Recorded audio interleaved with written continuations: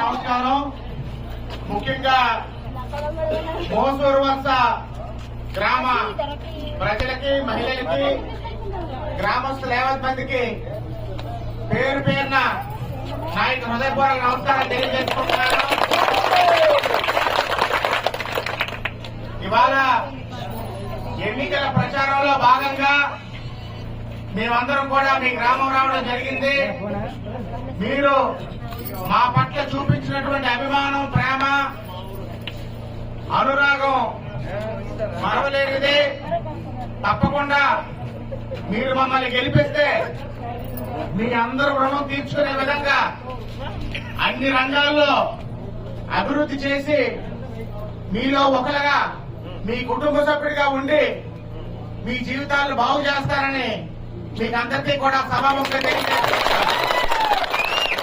ముఖ్యంగా మీరందరంటే ఎంత చులకన చూపంటే, ఇవాళ అన్న మినిస్టర్ గా ఉన్నప్పుడు శాంక్షన్ చేసినటువంటి రోడ్డుకి ఎంతో హంగు ఆర్భాటంతో మనం తెచ్చిన డబ్బులకి వాళ్ళు శిలాపలకం వేశారు రామచంద్ర వలస దగ్గర.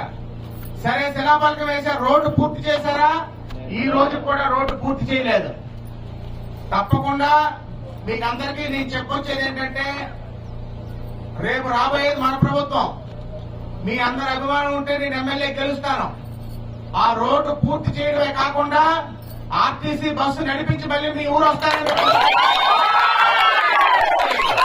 కాబట్టి మీ యొక్క అమూల్యమైన ఓటు ముద్రను పథకాలు మన ఊరు కుర్రోళ్ళు ఎవరైతే ఉద్యోగాలు లేకుండా ఉన్నారో రానున్న 5 సంవత్సరాల్లో ప్రతి నెల 3,000 రూపాయలు నిరుద్యోగ భృతి కాకుండా ప్రతి ఒక్కరు 20 లక్షల ఉద్యోగాలు ఈ రాష్ట్రంలో కల్పించడానికి ఈ రాష్ట్ర ప్రభుత్వం కంకణబద్ధి ఉంది. అదేవిధంగా మహిళలకి మీరు ఆర్టీసీ బస్సుకి టికెట్ తీయక్కర్లేదు. మీరందరూ కూడా ఉచితంగా రూపాయి లేకుండా మీ ఆధార్ కార్డు లేకపోతే రేషన్ కార్డు తీసుకుని వెళ్తే మీరు ఉచితంగా ప్రయాణం చేసే ఏర్పాటు కూడా మరి పెద్దోళ్ళకి పెన్షన్ ఏదైతే ఉందో ఇప్పుడు ఉన్నటువంటి 3,000ని 4,000 చేసి మీ ఇంటికి వచ్చి పెన్షన్ ఇప్పించే ఏర్పాటు చేస్తారు. అదేవిధంగా వికలాంగులకి ఇప్పుడున్నటువంటి పెన్షన్ పెంచి 6,000 రూపాయలు మీ ఇంటికే వచ్చి అందజేయడం జరుగుతుంది.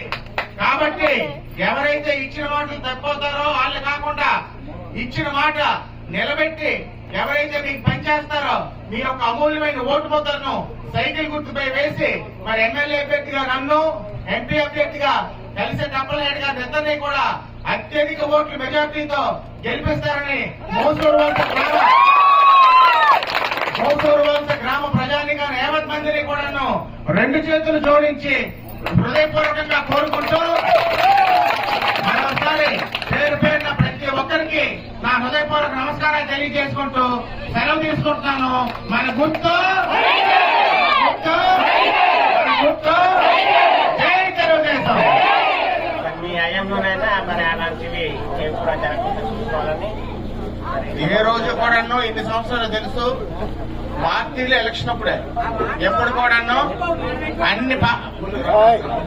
మనం అన్ని పార్టీల వాళ్ళని సమానంగా చూసాం. ఏ రోజు కూడా మనం వ్యత్యాసం చూపించలేదు.